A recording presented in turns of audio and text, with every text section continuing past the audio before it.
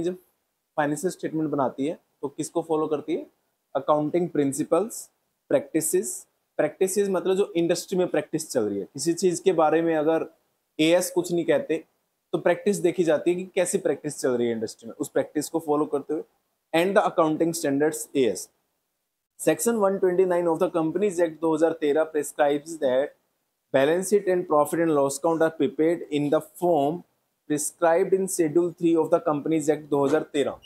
बेटा जो profit and loss account है वो उस फॉर्मेट में बनाया जाता है जिस फॉर्मेट को कंपनीज एक्ट 2013 की शेड्यूल नंबर 3 में लिखा गया है। यानी जो हमें प्रॉफिट एंड लॉस अकाउंट का फॉर्मेट पढ़ाया जाएगा वो कंपनीज एक्ट में बताया गया है कि इस तरीके से बनाना है। दैट्स व्हाई हम उसको प्रिपेयर करते हैं। ठीक है, बैलेंस शीट हो गई, जैसे बैलेंस शीट को आप वर्टिकल फॉर्मेट में बनाएंगे, आप हॉरिजॉन्टल फॉर्मेट में नहीं बना सकते। ठीक है, नेक्स्ट बैलेंस शीट। आप सबको पता है बेटा बैलेंस शीट क्या होती है? बैलेंस शीट एक ऐसी स्टेटमेंट है जिसके अंदर राइट साइड में एसेट्स और लेफ्ट साइड में क्या लिखी जाती है? Total liabilities, equity and liabilities. Right, balance sheet को पोजीशन स्टेटमेंट के नाम से भी जाना जाता है। राइट, पोजीशन स्टेटमेंट एक तरह से कि हमारी फाइनेंशियल पोजीशन कैसी है। Second, profit and loss account. आप जानते हो प्रॉफिट एंड लॉस अकाउंट एक परफॉर्मेंस स्टेटमेंट होती है। Notes to accounts, balance sheet and statement of profit and loss are supported by the notes giving detail of the items। हमने पढ़ा भी था, अगर आप ऊपर लॉन्ग टर्म लायबिलिटी दिखाते हो तो लॉन्ग टर्म लायबिलिटी में क्या है? डिवेंचर है तो डिवेंचर है तो कौन से डिवेंचर है, लोन है तो कौन सा लोन है, कौन से बैंक से लिया है, कितने रुपए का लिया है, वो सारी चीजें कहाँ दिखाते हैं? नोट्स टू अकाउंट्स में। ऊपर आप शेयर कैपिटल दिखा देते हो, बट शेयर कैपिटल में कौन सी कैपिटल, इक्विटी या प्रेफरेंस, वो सारी डिटेल कहाँ दी जाएंगी? नीचे नोट्स टू अकाउंट्स में। आगे नेक्स्ट पेज पे आ जाओ। ये तीनों चीजें बनाई जाती हैं। और fourth number last, cash flow statement, जो हमने पढ़ा भी इस चैप्टर का फोर्थ चैप्टर, इस बुक में चैप्टर नंबर 4 है। It is A statement prepared in the manner prescribed AS3। Accounting standard 3 हमें बताता है कि CFS कैसे बनाना है, क्या आइटम इंक्लूड होंगी, क्या फॉर्मेट रहेगा। हमारे पास जो मेथड है वो इनडायरेक्ट मेथड है। CFS को बनाने के दो मेथड होते हैं, एक डायरेक्ट और एक इनडायरेक्ट। हमारे सिलेबस में कौन सा मेथड था? इनडायरेक्ट। इनडायरेक्ट का मतलब हमने एक एक आइटम को ना देख के कंपनी के प्रॉफिट एंड लॉस अकाउंट का नेट प्रॉफिट को बेस मान लिया था, net profit before tax and extra ordinary item. उससे आप अब नेक्स्ट बेटे इसके अंदर कैश फ्लो स्टेटमेंट आपको पता ही है कैसे बनाते हैं, पूरा चैप्टर हम कर चुके हैं। फाइनेंशियल स्टेटमेंट्स की डेफिनेशंस, हमें फाइनेंशियल स्टेटमेंट का मीनिंग पढ़ लिया, बहुत है। डायरेक्ट आपको डेफिनेशन पूछी नहीं जाएंगी तो आप इनको छोड़ भी सकते हो, लर्न करनी जरूरी नहीं है। Financial statements of a company are prepared following the accounting assumptions. कुछ अकाउंट अजम्पशंस होती हैं जिनको हम फॉलो करते हैं। Recorded facts. रिकॉर्डेड फैक्ट्स क्या होते हैं? Recorded facts the transaction in the books of accounts on the basis of evidences. For example, amount of cash in hand, cash at bank, debtor sale, purchase are recorded facts। यानी हमने ये बताया कि भी मैंने इतना पैसा लेना है पब्लिक से, डेटर्स का, इतना पैसा मैंने लोन का लेना है पब्लिक से, इतना पैसा मैंने क्रेडिटर्स को देना है। These are recorded facts. इतना मेरे पास कैश इन हैंड है, राइट। ये रिकॉर्डेड फैक्ट्स हैं, जो हमने बोल दिया वो मान लिया जाएगा। Next, accounting conventions. Transactions are recorded in the books of account following the accounting concepts and conventions. Conventions of prudence. Prudence principle आप जानते हो क्या होता है, राइट। इसको डिटेल में डिस्कस करने की हमें जरूरत नहीं है। Accounting assumptions. Accounting assumptions आप जानते हो, going concern assumptions, consistency assumptions, इसको हमें डिटेल में डिस्कस करने की जरूरत नहीं है। Accounting standards. Accounting standards prescribe in the companies act 2013 are mandatory in nature. यानी कंपनीज एक्ट 2013 में एएस मैंडेटरी है। आर द गाइडलाइंस, वो गाइडलाइंस है। If the applicable accounting standards are not followed it is considered that financial do not give a true and fair view. यानी जो as बेटा companies act 2013 में दिए गए हैं वो मैंडेटरी हैं, सबको फॉलो करने पड़ेंगे। कल को एक नंबर का क्वेश्चन पूछा जा सकता है, अकाउंटिंग स्टैंडर्ड्स जो कंपनीज एक्ट में दिए गए हैं मैंडेटरी हैं या ऑप्शनल है, तो आप मैंडेटरी वर्ड यूज करोगे। ठीक है। Selection of accounting policies. Accounting policies having important and bearing on financial statements. In selection of accounting policies personal judgements place an important role. For example choice of method, depreciation लगाने के दो methods हैं, एक WDV और एक SLM। Companies act में दोनों optional है, आपकी मर्जी कोई भी यूज करो, लेकिन इनकम टैक्स में WDV है, तो हमें तो कंपनीज एक्ट का देखना पड़ेगा। हम इनकम टैक्स तो पढ़ नहीं रहे, हम अकाउंट्स पढ़ रहे हैं, तो हमारे हिसाब से अकाउंट्स के हिसाब से दोनों मेथड वैलिड है। SLM और WDV आपकी चॉइस से कोई भी एज्यूम कर सकते। एस्टिमेट्स भी बेटा लगाने पड़ते हैं। प्रोविजन फॉर डाउटफुल डेट्स एक एस्टिमेट है। प्रोविजन फॉर डाउटफुल डेट्स का कोई एक्चुअल प्रूफ तो कुछ हो नहीं सकता। मैंने बोल दिया मेरा डेटर का इतना पैसा डूब सकता है, ये तो मेरा एस्टिमेट है, क्योंकि मेरे को प्रूडेंस प्रिंसिपल पावर दे रहा है कि फ्यूचर में होने वाले किसी भी लॉस को आज कंसीडर कर लो। मैंने फ्यूचर में होने वाले लॉस को मान लिया कि मेरा डेटर से 10% पैसा नहीं आ पाएगा। अब इसको कोई चैलेंज तो कर नहीं सकता, नहीं आ पाएगा तो नहीं आ पाएगा, ठीक है ना। तो कुछ एस्टिमेट्स भी यूज किए जाते हैं।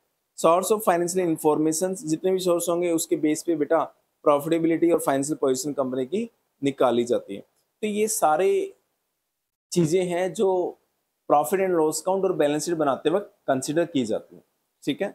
इतना इंपॉर्टेंट नहीं है ये वाला topic. Objective content of annual report. Annual report of a company gives the information prescribed in law and other material information to enable the users to make informed judgment and decisions. A set of annual report of a company. Annual report क्या होती है बेटा? Annual report ना ROC में जाती है, company की एक एनुअल रिपोर्ट जिसके अंदर ऑडिटर्स की रिपोर्ट भी लगती है, जिसमें कंपनी के डायरेक्टर्स होते हैं उनकी रिपोर्ट भी लगती है, और वो complete set profit and loss और बैलेंस शीट के साथ गवर्नमेंट के पास जाता है कि हमारे पूरे साल में इतने का प्रॉफिट एंड लॉस था, इतनी बैलेंस शीट थी, ऑडिटर्स के ये रिमार्क्स हैं, कंपनी के डायरेक्टर्स के ये रिमार्क्स हैं, ठीक है। ये सारा सेट बन के जाता है। तो उस सेट के कंटेंट क्या क्या है, यानी क्या क्या जाता है, वो आपको बता रहा है, ठीक है। इंफॉर्मेटिव पर्पज है, इतना ज्यादा फिर भी इंपॉर्टेंट नहीं है, बट आ कुछ भी सकता है। A report by the board of directors, यानी बोर्ड ऑफ डायरेक्टर्स की बेटा एक रिपोर्ट जाती है in terms of the 134 of the companies act 2013। Directors responsibility statement भी कहते हैं इसको, यानी डायरेक्टर रिपोर्ट्स के अंदर ना डायरेक्टर्स की रिस्पॉन्सिबिलिटी लिखी होती है, क्योंकि कंपनी को कौन चला रहे होते हैं, कंपनी को डायरेक्टर्स चला रहे होते हैं। डायरेक्टर्स फुल्ली रिस्पॉन्सिबल है अपनी कंपनी के किसी भी फ्रॉड के लिए। तो डायरेक्टर्स की क्या क्या रिस्पॉन्सिबिलिटीज हैं वो सारी की सारी यहाँ लिखी होती हैं, और वो साइन करनी पड़ती है डायरेक्टर्स को। Next, auditors report to the shareholders. जो ऑडिटर्स ने रिपोर्ट बना के आपके मालिक लोगों को दी है, वो रिपोर्ट इसके साथ इंक्लोज की जाती है। फाइनेंशियल स्टेटमेंट्स जाते हैं, जो अभी मैंने आपको बताया, profit and loss account, balance sheet और नोट्स टू अकाउंट्स और कैश फ्लो स्टेटमेंट्स। चौथा, notes to accounts has different parts as follows. Notes to accounts में क्या क्या होता है? नोट्स टू अकाउंट्स में सिर्फ वो नहीं होता कि जो आपने पढ़ा है बैलेंस शीट के नीचे डिटेल्स, इसके अंदर अकाउंटिंग नोट्स भी होते हैं, अकाउंटिंग एजम्पशंस भी होती हैं जो आपने लिखनी होती हैं, एक्सप्लेनेटरी नोट्स भी होते हैं, ये सारी चीजें होती हैं बेटे। तो 4 पॉइंट्स हो गए आपके एनुअल रिपोर्ट के। कौन कौन से हो गए? पहला कौन सा था? बोर्ड ऑफ डायरेक्टर्स की रिपोर्ट, ऑडिटर्स की रिपोर्ट और फाइनेंशियल स्टेटमेंट्स और notes to accounts. Next page पे आ जाओ। Reports by the board of directors.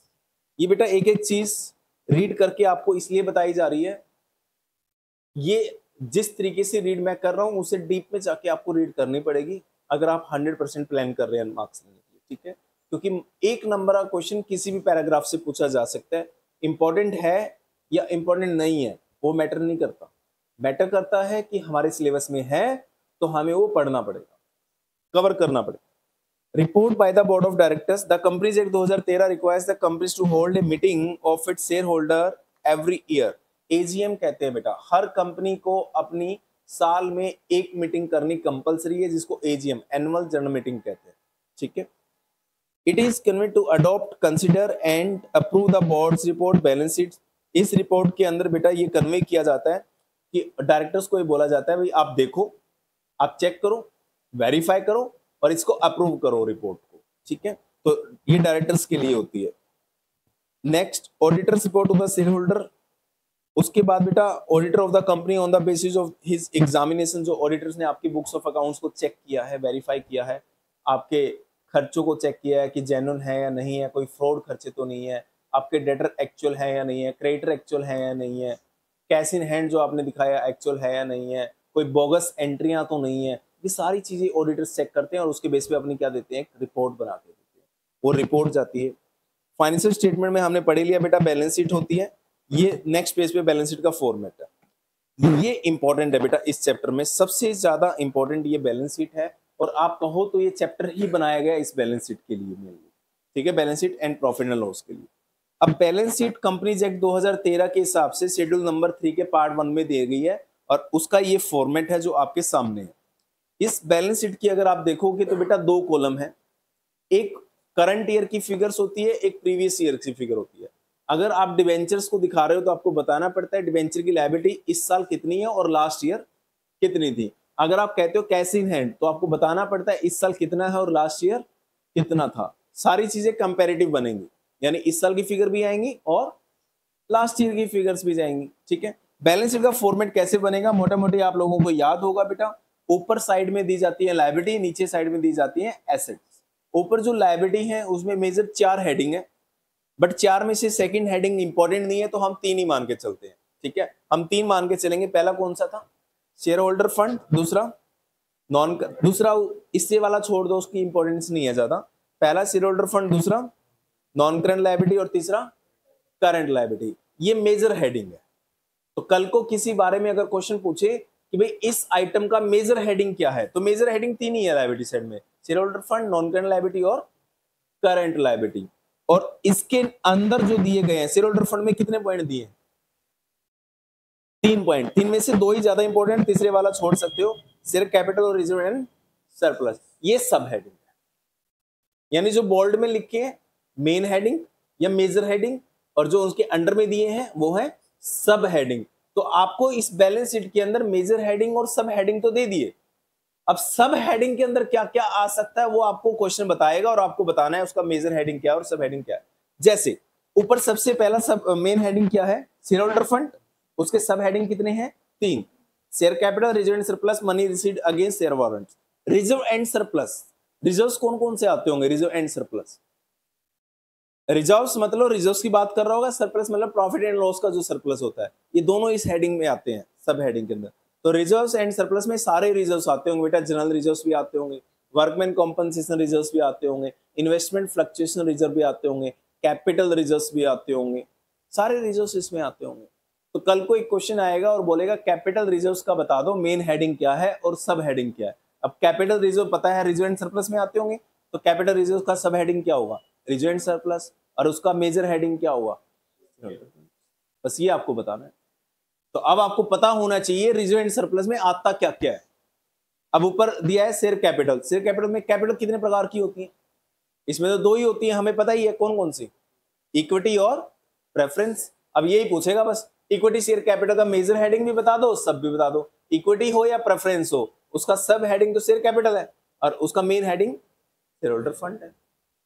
तो आपको उस जो मेजर हेडिंग है उसके अंदर सब हेडिंग है ये याद करने हैं, और फिर सब हेडिंग में क्या क्या चीजें हो सकती हैं वो भी पता होनी चाहिए तुम्हें।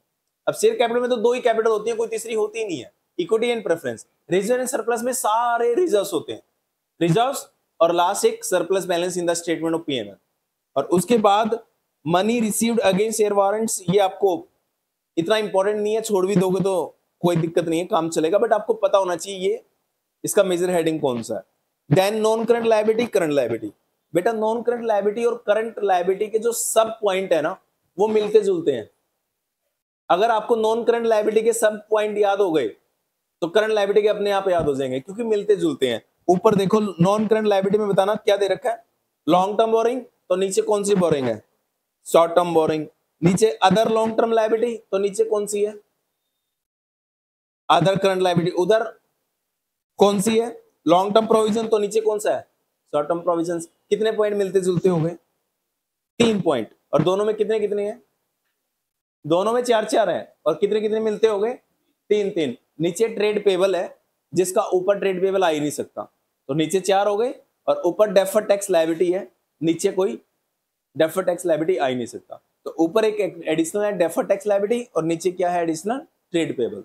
तो ये 4-4 पॉइंट है बेटा, तो हमें 3 याद कर लेना है और दोनों में एक एक अलग है, ठीक है। तो नॉन करंट लायबिलिटी में कौन कौन से पॉइंट है, ऊपर नीचे के पहले कॉमन लेते हैं। ऊपर लॉन्ग टर्म बोरिंग तो नीचे शॉर्ट टर्म बोरिंग, ऊपर लॉन्ग टर्म प्रोविजंस तो नीचे, ऊपर other current other non current liability तो नीचे अदर करंट लायबिलिटी, नीचे ट्रेड पेबल है तो ऊपर डेफर्ड टैक्स लायबिलिटी है। बस 4 नीचे हैं 4 ऊपर हैं, आपके सब हेडिंग हो गए, याद हो सकते हैं। एसेट साइड में अगर आप जाओगे तो 2 ही मेजर हेडिंग है, नॉन करंट एसेट्स और current assets. Non current assets और करंट एसेट में भी बेटा मिलता जुलता कुछ कुछ फर्क जरूर है। ऊपर आप देखो नॉन करंट इन्वेस्टमेंट है तो नीचे कौन सी इन्वेस्टमेंट है? हाँ जी, करंट इन्वेस्टमेंट है। नीचे long term loan and advances है तो नीचे कौन से हैं? Short term loan and advances. नीचे सॉरी ऊपर अदर नॉन करंट एसेट है तो नीचे कौन सी है? Other current asset. तो 3 पॉइंट तो इनके भी मिलते जुलते हैं, 3 पॉइंट तो इनके मिलते जुलते हैं। ऊपर करंट लायबिलिटी में ट्रेड पेबल था ना, तो इसमें कौन सा होगा? Trade receivables. ऊपर डेफर्ड टैक्स लायबिलिटी था ना नॉन में, तो इसमें क्या होगा? Deferred tax asset. तो ऊपर जो एक एक पॉइंट अलग था, यहाँ नीचे भी वही वाले पॉइंट अलग अलग है, तो हो गए 4 पॉइंट। इसमें भी एक पॉइंट एडिशनल रह गया आपका बेटा ऊपर, वो है प्रॉपर्टी प्लांट एंड इक्विपमेंट्स। और नीचे कोई पॉइंट रह गया क्या? नीचे पॉइंट रह गया ओनली इन्वेंट्री और कैश एंड कैश इक्विवेलेंट। ये ठीक है, तो ये आपको याद होनी चाहिए। कल को आपको कोई भी पॉइंट पूछा जाएगा तो आपका सब पॉइंट बताना पड़ेगा, तो सब पॉइंट याद आना चाहिए आपको कि ये वाला सब पॉइंट है तो इसके अंदर क्या क्या आता है, ये वाला मेन पॉइंट है तो इसके सब पॉइंट कौन कौन से हैं। क्लियर? आज आगे आ जाओ, page number 1.6, equity and liabilities. अब इक्विटी एंड लायबिलिटी तो बेटा मेन हेडिंग है। ये इक्विटी एंड लायबिलिटी ना तो कोई मेजर हेडिंग और ना कोई सब हेडिंग, ये तो लायबिलिटी साइड का कॉमन है। ठीक है, मेजर हेडिंग कौन कौन से हैं? पहला क्वेश्चन कह रहे हैं शेयर होल्डर फंड्स। अब देखो शेयर होल्डर फंड में कौन कौन से हैं? कैपिटल। अब कैपिटल के अंदर आगे दे दिया इश्यूड कैपिटल होती है, सब्सक्राइब्ड कैपिटल होती है। सब्सक्राइब्ड 2 प्रकार की होती है, subscribed and fully paid up, subscribed but not fully paid up. अब ये तो हमें पढ़ने की जरूरत नहीं है, हम जब कैपिटल का चैप्टर कर चुके हैं तो इसमें तो कुछ नहीं है ना, फिर ये तो वही सारी चीजें हैं। आप आगे आ जाओ, इसमें हमें नहीं लगता कुछ भी करने की जरूरत है। Subscribed capital. अब देखो पेज नंबर 1.9 पे ये नोट्स टू अकाउंट्स बनाना दे रखा है, ये तो हम शेयर कैपिटल के चैप्टर में कर चुके थे। नोट्स टू अकाउंट में सबसे ऊपर ऑथराइज कैपिटल लिखी जाती है, उसके बाद इश्यूड कैपिटल लिखी जाती है, उसके बाद सब्सक्राइब्ड कैपिटल लिखी जाती है। ये सारा हमारा ऑलरेडी हो चुका है। आगे आ जाओ पेज नंबर 1.10 पे, called up share capital. Called up का मतलब आपको पता ही होगा, जो कंपनी ने मांगी है। पेड अप शेयर कैपिटल, जो शेयर होल्डर ने आपको पे कर दी, राइट। आगे call in arrears, you know call in arrear, call in advance क्या होता है, ये भी टॉपिक हमारे आए थे। एज इट इज हैं सारे के सारे बेटा। अगली बैलेंस शीट में कॉल इन एरियर को कहां से माइनस करेंगे? नोट्स टू अकाउंट्स में। आपको पता है ना, जो subscribed and not fully paid वाला पॉइंट था उसमें माइनस करते थे। ठीक है, तो ये एज इट इज है। अब नेक्स्ट पेज पे 1.11 पे सबसे नीचे आओगे ना, रिजर्व्स एंड सरप्लस दे रखा है बेटा। रिजर्व्स एंड सरप्लस में सारे रिजर्व्स आएंगे, चाहे कोई भी रिजर्व्स हो। जैसे reserves is the amount set aside transferred out of the profit to meet the legal requirement. कौन कौन से हैं? कैपिटल रिजर्व भी होता है, कैपिटल रिडम्पशन रिजर्व भी होता है, डिवेंचर रिडम्पशन रिजर्व भी होता है, शेयर ऑप्शंस आउटस्टैंडिंग अकाउंट भी होता है। बाकी सबके आगे रिजर्व्स लगा हुआ है, एक के आगे नहीं लगा हुआ, तो याद करना ये रिजर्व एंड सरप्लस का हिस्सा होता है। Shares options outstanding amount. Amount received being a capital receipt. Security premium होता है, आपको पता ही है सिक्योरिटी प्रीमियम एक रिजर्व है। To meet any liability, workman compensation reserves, general reserves, surplus, ये सारे होते हैं बेटे। आगे पेज नंबर 1.12 पे सब रिजर्व्स के नाम दे दिए। मैक्सिमम रिजर्व्स कितने होते हैं? 8। Schedule 3 of the companies act 2013 prescribe the head of reserves, यानी रिजर्व एंड सरप्लस में कौन कौन से पॉइंट आते हैं। रिजर्व एंड सरप्लस एक मेन हेडिंग है या सब हेडिंग है? सब हेडिंग है। मेन हेडिंग तो क्या था? इक्विटी नहीं, वो तो पॉइंट ही नहीं है। शेयर होल्डर फंड कितने पॉइंट है इसके रिजर्व्स के, कौन कौन से आ सकते हैं? 8। अब 8 में से कल को आया बेटा ये पॉइंट नंबर 6। अब क्वेश्चन आया और क्वेश्चन में पॉइंट नंबर 6 डाल दिया, और पॉइंट नंबर 6 डाल के आपसे पूछ लिया इसका मेन हेडिंग बता दो और सब हेडिंग बता दो। तो जब तक रिजर्व एंड सरप्लस में क्या क्या आता है आपको पता ही नहीं होगा, तो आप इसका मेन हेडिंग बता ही नहीं सकते, सब हेडिंग बता ही नहीं सकते। और अगर आपको पता होगा यस ऑप्शन आउटस्टैंडिंग अकाउंट ये रिजर्व एंड सरप्लस में आता है, तो 1 मिनट में बताओगे। तो रिजर्व एंड सरप्लस इसका सब हेडिंग है और मेन हेडिंग है शेयर होल्डर फंड्स। क्लियर है? तो ये 8 के 8 पॉइंट में आपको पता होने चाहिए। 8 में से मैक्सिमम कॉमन है, बस ये पॉइंट नंबर 6 ही अलग था। उसके बाद difference between the statement of profit and loss, surplus balance in the statement of profit and loss. Statement of profit and loss is a statement which shows the profit earned or loss incurred during the accounting year. On the other hand, surplus balance is profit and so on under reserve and surplus. Profit and loss for the year is transferred. बेटा दो होते हैं, एक तो surplus balance और एक statement of PNL. Statement of PNL is nothing, statement of PNL is a profit and loss account. Statement of profit and loss किसको कहा जाता है? प्रॉफिट एंड लॉस अकाउंट, जिससे हमें ये पता लगता है कि हमने इस साल कितना प्रॉफिट कमाया। Surplus balance in the statement of PNL profit and loss account से अलग होता है। सरप्लस मतलब एक्यूमुलेटेड अकाउंट।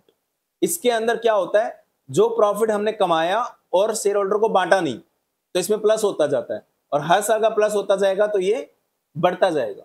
तो ये एक एक्यूमुलेटेड अकाउंट होता है सरप्लस बैलेंस।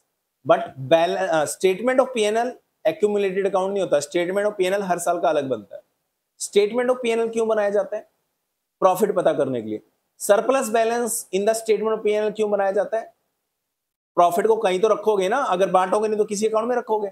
तो ये अकाउंट का नाम है surplus balance in the statement of PNL. इसका दूसरे नाम से जानना चाहो तो हम नाम रख सकते हैं एक्यूमुलेटेड सरप्लस।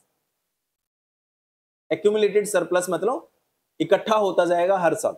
मैंने इस साल 1 करोड़ कमाया, 80 लाख रुपए बांट दिया, 20 लाख मैं अपनी कंपनी में रखना चाहता हूं, कहां रखूंगा? पीएनएल का तो क्लोजिंग बैलेंस होता ही नहीं है। कभी देखा है प्रॉफिट एंड लॉस का क्लोजिंग बैलेंस? किसी भी नॉमिनल अकाउंट के क्लोजिंग बैलेंस नहीं होते। क्लोजिंग बैलेंस होते हैं जिनके नेक्स्ट ईयर कैरिड फॉरवर्ड हो सकते हैं, राइट? वो एसेट्स और लायबिलिटी के होते हैं बेटा। नॉमिनल अकाउंट के कभी भी कैरिड फॉरवर्ड नहीं होते। इसलिए प्रॉफिट एंड लॉस अकाउंट से जो नेट प्रॉफिट निकलेगा वो नेक्स्ट ईयर नहीं जाता, वो या तो बांट दो वरना सरप्लस बैलेंस में ट्रांसफर कर दो। सरप्लस बैलेंस एक्यूमुलेटेड अकाउंट है, पीएनएल अकाउंट एक्यूमुलेटेड अकाउंट नहीं। दोनों में अंतर क्लियर हो गया? Next page number 1.13 capital reserves. अब देखो कैपिटल रिजर्व क्या होता है। अगर आपको कैपिटल रिजर्व का मतलब नहीं पता और कैपिटल रिजर्व के जो नीचे 4 पॉइंट दिए ये नहीं पता, 1 नंबर के क्वेश्चन में मार खा जाओगे। Reserve carried out of the capital profits. 2 profit होते हैं बेटा, एक रिवेन्यू प्रॉफिट, एक कैपिटल प्रॉफिट। जो प्रॉफिट एंड लॉस अकाउंट से नेट प्रॉफिट मिलता है ना तुम्हें, that is called revenue profits. और बाकी चीजों से जो प्रॉफिट मिलते हैं, मतलब नॉर्मल एक्टिविटी से जो पैसा कमाया जाएगा रिवेन्यू प्रॉफिट, और नॉर्मल से अलावा कुछ कमाया जाएगा तो कौन सा प्रॉफिट होगा? कैपिटल। तो कैपिटल प्रॉफिट 4 होते हैं, gain on sale of property, gain on sale of investments, gain on reissue of forfeited shares, gain on purchase of an existing business. इन चारों पॉइंटों के कारण कोई भी प्रॉफिट होगा तो कौन सा प्रॉफिट कहलाएगा? Capital reserves. ठीक है। कैपिटल रिडम्पशन रिजर्व्स क्या होते हैं? Capital redemption reserve is a reserve created when A company purchases its own shares out of the free reserves. कई बार कंपनियां क्या कहती हैं, अभी पीछे मेरे ख्याल से साल भर हुआ होगा, टाटा कंपनी ने एक स्कीम निकाली कि भाई जो भी आज हमारी कंपनी का मार्केट में शेयर प्राइस 4000 चल रहा है और कोई अगर अपने शेयर बेचना चाहता है तो हम खरीदने के लिए तैयार है। अब टाटा की कंपनी के शेयर आपके पास और मार्केट में बेचना चाहते हैं तो कितने में बिकेंगे? 4000 में। तो टाटा ने निकाल दिया हम खरीदने के लिए तैयार है, हम ऑप्शन करेंगे अपने शेयर्स की और अपने शेयर को खुद खरीदेंगे और 45 रुपए का खरीदेंगे, 500 रुपए महंगा खरीदेंगे हम अपनी कंपनी का शेयर। आप मार्केट में मत बेचो, बेचना चाहते हो तो हमें बेच दो। तो कंपनी क्या कर रही है?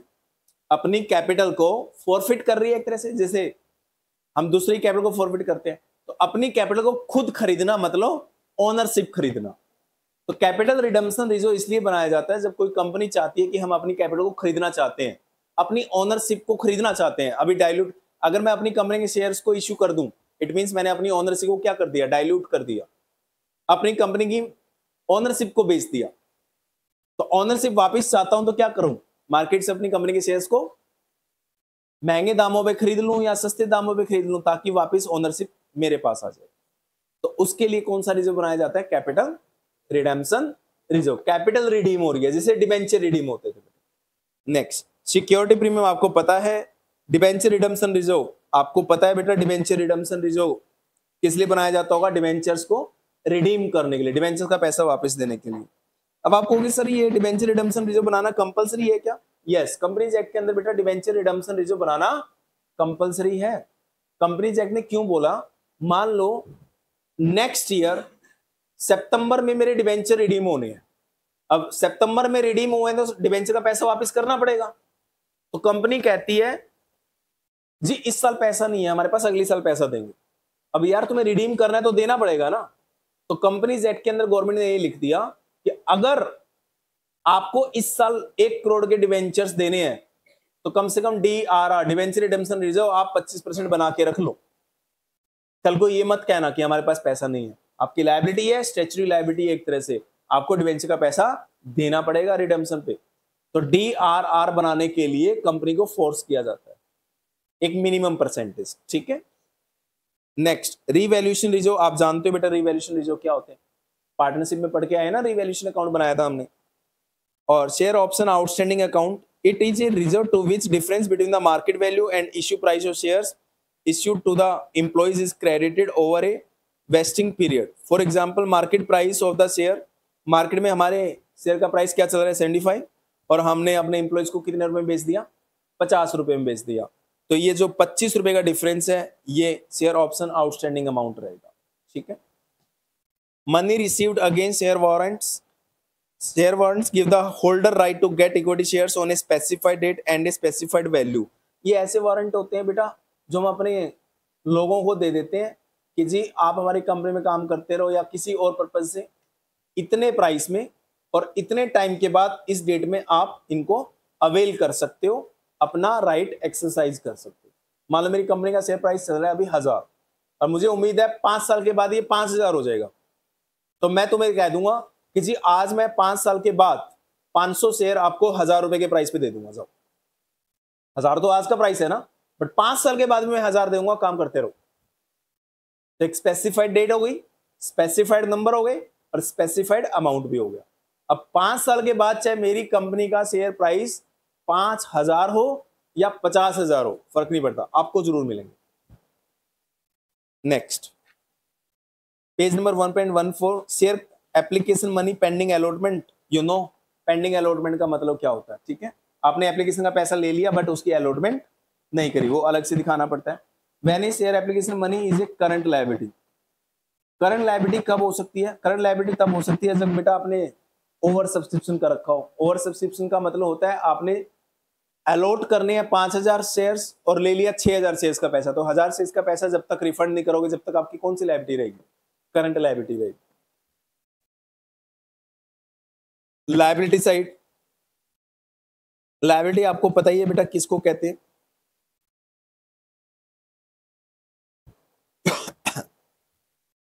एक टॉपिक है जो ज्यादा इंपॉर्टेंट है, ऑपरेटिंग साइकिल। इस पे क्वेश्चन आ सकता है।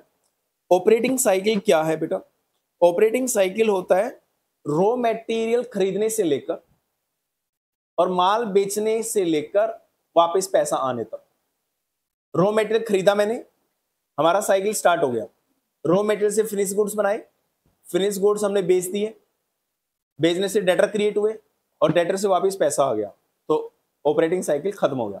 अब पैसा आ गया तो दोबारा क्या खरीद लेंगे, रॉ मटेरियल खरीद लेंगे, फिर बनाएंगे, बेचेंगे, डेटर क्रिएट हो जाएंगे, डेटर से पैसा आ जाएगा, फिर रॉ मटेरियल खरीदेंगे, तो ये क्या हो गया ऑपरेटिंग साइकिल। सबसे ऊपर पढ़ते हैं, operating cycle of a company may be a period of 12 months और मोर।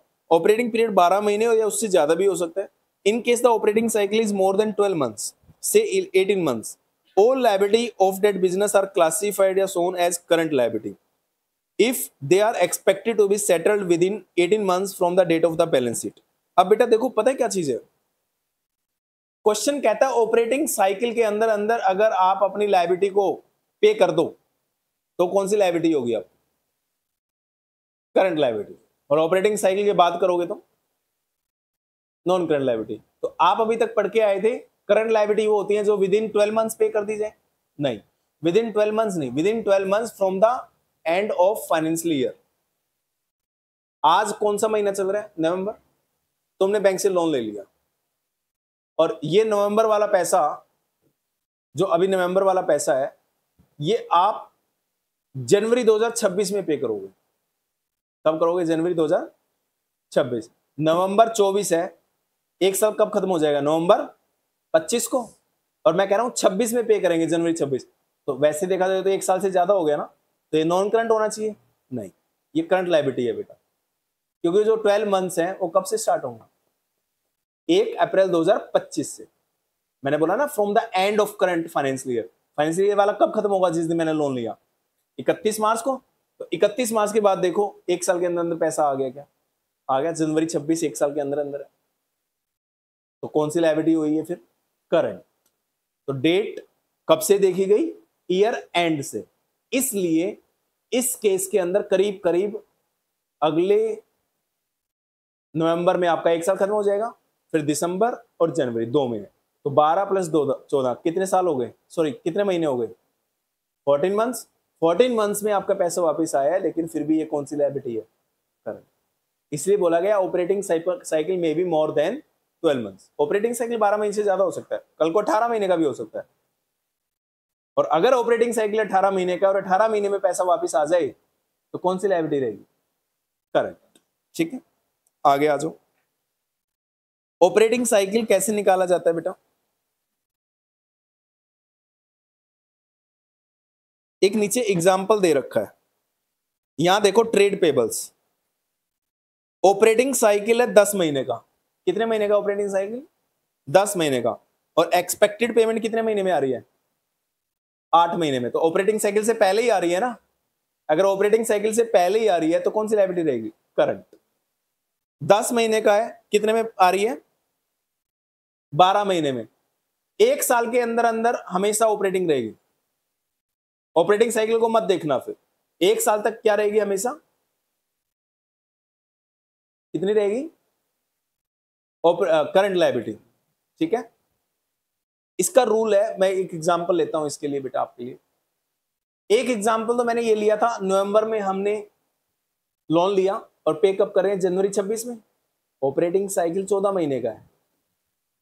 ऑपरेटिंग साइकिल कितने महीने का? 14 महीने का। लेकिन ईयर एंड से देखें तो 10 महीने में पेमेंट आ रही है ना, 12 महीने से पहले आ रही है ना, इसलिए वो कौन सी लायबिलिटी गई? Current liability.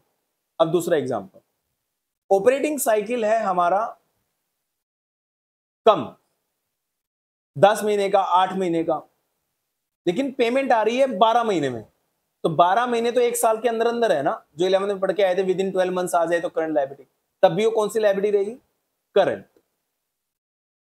मिनिमम 12 मंथ्स की कंडीशन है, 12 मंथ्स के अंदर अंदर आ गई तो कभी भी नॉन करंट लायबिलिटी हो ही नहीं सकती। 12 मंथ्स मतलब एक साल, एक साल के अंदर अंदर के पेमेंट आ गई तो नॉन करंट कभी नहीं हो सकती, हमेशा क्या रहेगी?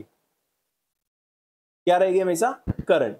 लेकिन अगर 12 महीने के बाद आई और ऑपरेटिंग साइकिल उसके भी बाद वाला है, तब भी करंट होगी, अदरवाइज क्या रहेगी? Non current. इसमें देखो 12 महीने तक पेमेंट आ गई ना, 8 महीने में पेमेंट आ गई, हमेशा करंट। 12 महीने में आ गई, हमेशा करंट। अब तीसरे केस में कितने महीने में पेमेंट आ रही है? 12 से ज्यादा है ना, तो वैसे तो नॉन करंट होगी। क्या ऑपरेटिंग साइकिल 15 से ऊपर है या नहीं है? नहीं है ना, फिर ये कहां चली जाएगी? 12 महीने से ऊपर है क्योंकि नॉन करंट। तो ये कौन सी लायबिलिटी बन गई? Non current. चौथे केस में कितने महीने में पेमेंट आ रही है? 15 महीने में। और ऑपरेटिंग साइकिल देखो कितना है, अब ऑपरेटिंग साइकिल से ज्यादा है ना, तो यानी ऑपरेटिंग साइकिल से पहले पहले पेमेंट आ रही है, तब ये कहां चली जाएगी? अब करंट। और लास्ट में पेमेंट कितने महीने में आ रही है? 24। तो 24 तो 12 से ऊपर हो गए, नॉन करंट होना चाहिए। बट करंट हो सकता है एक केस में, अगर ऑपरेटिंग साइकिल ज्यादा हो। ऑपरेटिंग साइकिल क्या 24 से ज्यादा है? नहीं है, तो किस में चली जाएगी फिर? Non current. तो दो रूल याद रखो, 12 महीने के अंदर पेमेंट आ रही है, always current. Non current liability हो ही नहीं सकती, ऑपरेटिंग साइकिल कुछ भी हो। 12 महीने से ज्यादा में पेमेंट आ रही है, 13 महीने, 14 महीने, 15 महीने, 12 महीने से ज्यादा महीनों में पेमेंट आ रही है अगर, तो बस ये देख लिया करो ऑपरेटिंग साइकिल उससे ज्यादा है या कम है। ज्यादा है ऑपरेटिंग साइकिल तो करंट ही रहेगी, अदरवाइज क्या बन जाएगी? Non current. तो ये 1 नंबर का क्वेश्चन आएगा ही आएगा, आपसे पूछा जाएगा, ऐसे बता दिया जाएगा भैया पेमेंट आ रही है 18 महीने में और ऑपरेटिंग साइकिल है 15 महीने का। अब देख लो 18 महीने तो 12 से ज्यादा होते हैं ना, तो कौन सी लायबिलिटी बन गई? Non current. भाई 12 से ऊपर नॉन करंट लायबिलिटी बन गई। करंट होने का एक ही तरीका है, अगर ऑपरेटिंग साइकिल 18 से ऊपर हो तो है ही नहीं ऊपर, तो क्या रहेगी? नॉन करंट ही रहेगी। एक क्वेश्चन आया कि पेमेंट आ रही है जी 13 महीने में, अब 13 महीने में पेमेंट आ रही है तो 12 से ऊपर हो गई ना, कौन सी लायबिलिटी बन गई? Non current. एक तरीका है करंट लाने का, अगर ऑपरेटिंग साइकिल 13 महीने से ज्यादा हो, तो क्वेश्चन ने बोल दिया ऑपरेटिंग साइकिल 14 महीने का है जी। अगर ऑपरेटिंग साइकिल 14 महीने का है तो फिर ये नॉन करंट नहीं रहेगी, फिर क्या आ गई? करंट। क्लियर?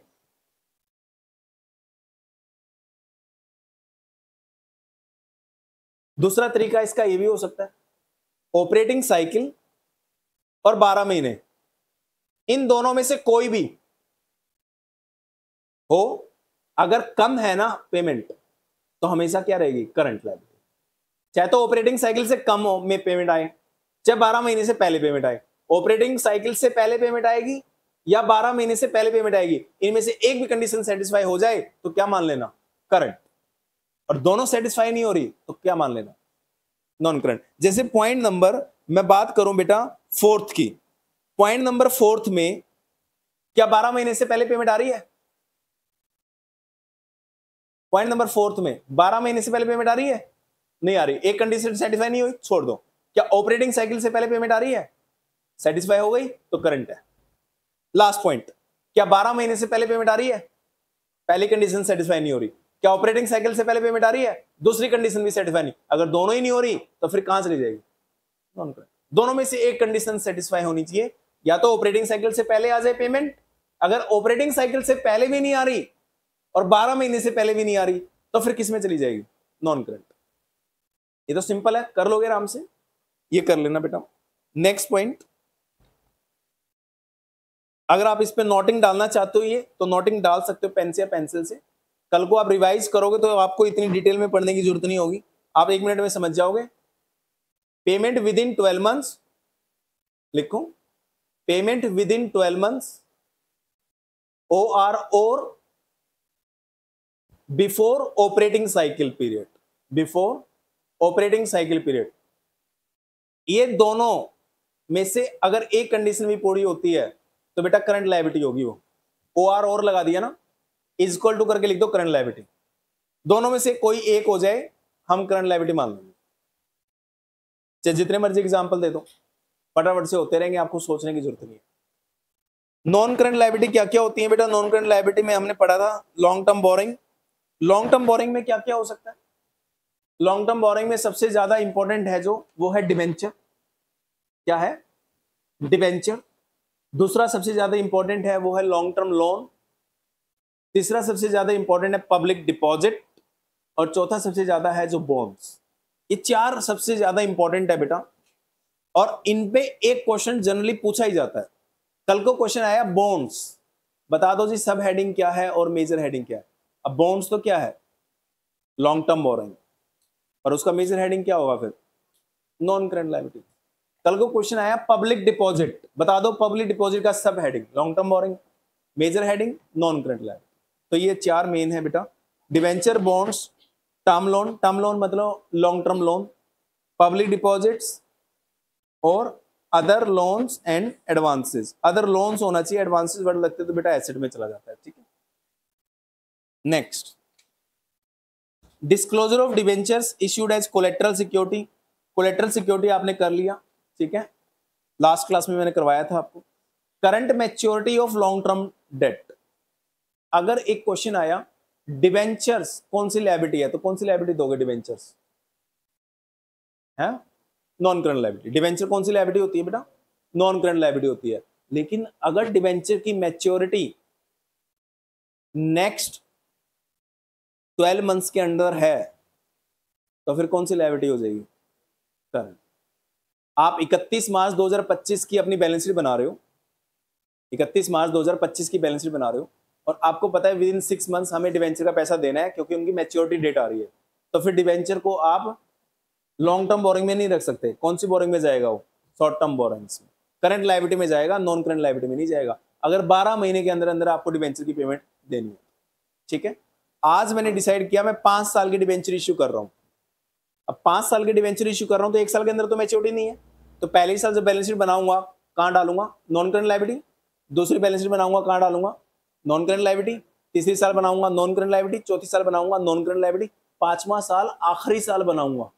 और आखिरी साल में मुझे पता है 1 साल के अंदर अंदर पैसा वापस करना है, फिर नॉन करंट लायबिलिटी नहीं दिखाऊंगा, फिर उन डिवेंचर को कहां ले जाऊंगा, करंट लायबिलिटीज। इसके ऊपर भी एक क्वेश्चन आता है, ये रेशियो का जो चैप्टर था ना उसमें भी पूछ लिया गया था, करंट रेशियो पूछा गया था। करंट रेशियो का फॉर्मूला क्या होता है, current assets upon current liability. अब सबने रट्टा मार रखा है डिवेंचर करंट लायबिलिटी होते नहीं है, इस चैप्टर में ही पढ़ा और में ही पढ़ा, डिवेंचर करंट लायबिलिटी होते नहीं, डिवेंचर तो डेट होते हैं, डेट टू इक्विटी में भी पढ़ा था, डिवेंचर डेट होते हैं, डिवेंचर लॉन्ग टर्म लायबिलिटी है, शॉर्ट टर्म लायबिलिटी नहीं है, करंट लायबिलिटी में नहीं आएगा। लेकिन क्वेश्चन ने क्या किया, डिवेंचर, ठीक है, having due date in next 12 months, इनकी ड्यू डेट है जो मैच्योरिटी की वो 12 मंथ्स के अंदर अंदर है। अगर 12 मंथ्स के अंदर अंदर है तो फिर क्या हो जाएगी वो, करंट लायबिलिटी। तो डिवेंचर भी आपको करंट लायबिलिटी में प्लस करना था और उसके बाद फॉर्मूला लगाना था current asset upon current liability, क्योंकि वो डिवेंचर नॉर्मल डिवेंचर नहीं है, वो डिवेंचर वो है जो विद इन 1 साल यानी सेम अकाउंटिंग ईयर के अंदर आपको रिडीम करने हैं। तो फिर वो नॉन करंट कहां रह गए, वो कौन से बन गए, current.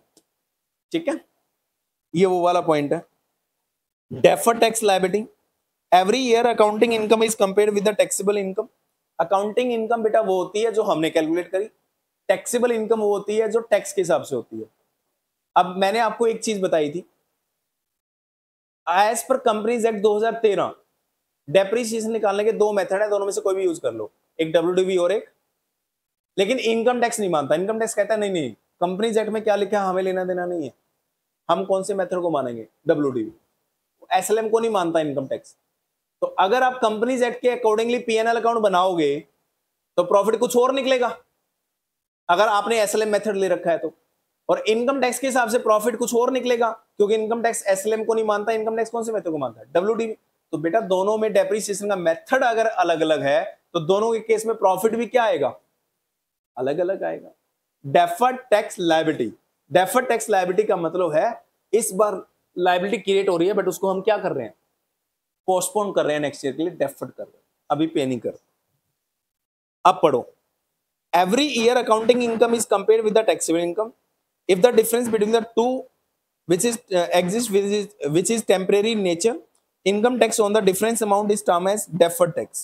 In case accounting income मतलब बेटा आपके accordingly is more than the taxable income, यानी taxable income कम है और आपके हिसाब से प्रॉफिट ज्यादा है, तो आपके हिसाब से प्रॉफिट ज्यादा है तो टैक्स भी ज्यादा बनेगा, बट पे तो नहीं करना ना आपको। आगे देखो, accounting income is more than taxable income, it results in deferred tax liability, ये डेफर्ड टैक्स लायबिलिटी हो जाएगी।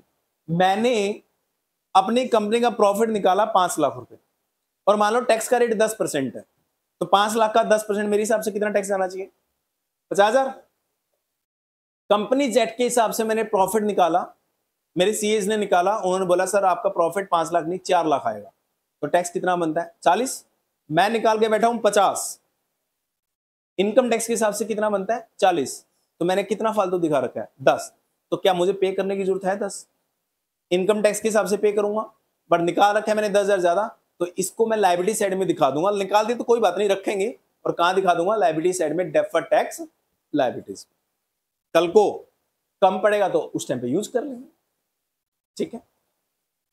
ऐसा होता है, ऐसा बेटा होता है, ठीक है। मान लो कैसे होता है इसमें, आपने मान लो 3 ट्यूशंस लेनी है अपनी, तो आपने अपने पापा को बोला पापा देखो 3 ट्यूशन चाहिए, फीस कितनी होगी हमें नहीं पता, कोचिंग सेंटर कोई 25 भी लेता है कोई 20 भी लेता है, आप एक काम करो 25 25 25 75 मेरे को दे, फीस जितनी होगी देख लेंगे। तो तुम्हारे हिसाब से तुमने अलग पैसा कितना रख लिया 75, और एक्चुअल में लगा 70, तो 5,000 एक्स्ट्रा लग लिया ना, तो वापस करने का क्या फायदा, पापा को वापस मत करो, उसको रख लो, उसको रखने का फायदा क्या होगा, उसको रखने का फायदा होगा किसी कोचिंग सेंटर में, मेरे जैसे कोचिंग सेंटर में समझ नहीं आ रहा तो कहीं क्रैश कोर्स लिया जा सकता है, 2 महीने 3 महीने में 5,000 में क्रैश कोर्स हो जाएगा और समझा जा सकता है। ऐसे ही डेफर्ड टैक्स लायबिलिटी है, मैं टैक्स निकाल के बैठा हूं अपना 50,000 का, बट एक्चुअल में देना कितना है 40, तो 50 में 40 दे दिया, 10,000 रख लिया, मैं वापस प्रॉफिट में नहीं जोड़ रहा, उसको मैं लायबिलिटी में दिखा रहा हूं कि कल को अगर देना पड़ा तो उसमें से निकाल के दे देंगे। क्लियर? चलो नेक्स्ट पेज नंबर 1.19 पे आ जाओ। Other long term liability. अब अदर लॉन्ग टर्म लायबिलिटी में बेटा कुछ भी हो सकता है। अदर लॉन्ग टर्म लायबिलिटी में क्या क्या आ सकते हैं? Trade payables. Generally trade payable किसका पार्ट है? नॉर्मली ट्रेड पेबल कहां आते हैं? करंट लायबिलिटी में। क्रेडिटर किसका पार्ट है? बीपी एंड क्रेडिटर किसका पार्ट है? BP and creditor current liability होते हैं, लेकिन creditor and BP long term liability भी आ सकती है, नॉन करंट लायबिलिटी में जा सकता है अगर स्पेसिफाइड हो। आप कहोगे सर कैसे? मैंने एक पार्टी से माल खरीदा और मैंने कहा भाई मैं तेरे से माल खरीद रहा हूं और पैसे दूंगा 3 साल के बाद। उसने बोला ठीक है सर, आपका पैसा कहीं नहीं जाता, बिना ब्याज की एफडी आपके यहां तो मिल जाएगा कहीं ना कहीं पैसा, तो ठीक है आप 3 साल के बाद दे देना। तो क्या वो 3 साल के बाद जो पैसा देना है, बेशक से वो क्रेडिटर है, क्या मैं करंट लायबिलिटी में दिखाऊंगा? नॉर्मली क्रेडिटर होते हैं क्या? Current liability, but non current liability में भी आ सकते हैं। जैसे डिवेंचर का था, डिवेंचर नॉर्मली क्या होते हैं? नॉन करंट लायबिलिटी, बट कई बार करंट लायबिलिटी में भी आ जाते हैं अगर 1 साल के अंदर देना हो पैसा। वैसे इसमें भी है। और क्या क्या हो सकता है? अदर्स। अदर्स में क्या क्या हो सकता है बेटा? अदर्स में बहुत सारी चीजें हो सकती हैं। आउटस्टैंडिंग एक्सपेंस, आउटस्टैंडिंग एक्सपेंसेस तो उसमें जाएंगे अदर करंट लायबिलिटीज में, ठीक है। Premium payable on redemption of debenture, debenture redeem करने हैं उसका प्रीमियम पेबल है, वो भी जा सकता है लॉन्ग टर्म बोरोइंग्स में। Long term provisions. Long term provisions क्या होते हैं बेटा? सबसे लास्ट पॉइंट देखो लॉन्ग टर्म प्रोविजंस के लिए, ये 2 आएंगे, तीसरा कोई है भी नहीं। प्रोविजन फॉर ग्रेच्युटी और प्रोविजन फॉर अर्न लीव। ये क्या होते हैं? ग्रेच्युटी एक्ट जिस कंपनी पे लागू है उस कंपनी को अपने हर एम्प्लॉय का जो भी सर्विस टेन्योर होगा उसके बाद ग्रेच्युटी पे करना यानी रिटायरमेंट बेनिफिट देना कंपलसरी है। प्रोविजन फॉर अर्न लीव क्या होता है? ईएल कहते हैं। जिस भी आप कंपनी में काम करोगे उस कंपनी को अपने एम्प्लॉय को लीव्स देना कंपलसरी है। 52 तो संडे मिलते हैं एक साल में, 7 या 10 वो कंपनी टू कंपनी डिपेंड करता है। पब्लिक हॉलिडे भी होती है, 26 जनवरी हो गई देनी पड़ेगी, 15 अगस्त हो गई देनी पड़ेगी छुट्टी, ऐसे कुछ पब्लिक हॉलिडे है। उसके अलावा कुछ कैजुअल लीव मिलती है, कोई इंप्लॉय अपनी मर्जी से बीमार हो गया, सिक लीव मिलती है। घूमने चले गए तो कौन सी लीव मिलती है? कैजुअल लीव मिलती है। और एक होती है अर्न लीव। अर्न लीव मतलब अगर तुम लीव को अवेल नहीं करोगे उसके बदले में पैसा मिलेगा। तो करीब करीब ऐसे करके 70-80 छुट्टियां मिलती हैं साल में। हाँ, तो जब जॉब करोगे तो 12 में से करीब 9 महीने काम कर रहे हैं, 3 महीने की तो छुट्टियां होगी साल में।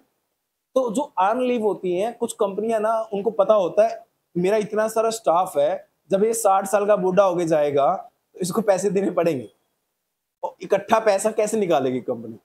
तो उसका क्या बना लेती है कंपनी? पहले से प्रोविजंस बना लेती है, प्रोविजन फॉर ग्रेच्युटी और प्रोविजन फॉर अर्न लीव। तो ये कौन से प्रोविजन हो गए दोनों? ये शॉर्ट टर्म तो हो ही नहीं सकते, कौन से प्रोविजन हो गए? Long term. अगर प्रोविजन की बात करें, प्रोविजन फॉर डाउटफुल डेट, तो कौन सा प्रोविजन होगा? Provision for doubtful debt short term provision होगा। लॉन्ग टर्म प्रोविजन ओनली 2 ही होते हैं, कौन कौन से? प्रोविजन फॉर ग्रेच्युटी और प्रोविजन फॉर अर्न लीव। तो ये भी आ सकते हैं, ठीक है। आगे आ जाओ। हाँ जी, क्या ये भी 1 घंटा हुआ नहीं है? 7-5 हो गए। आज क्लास है? आज सुबह नहीं रखी सबने? हमारी भी हो गई। ओके,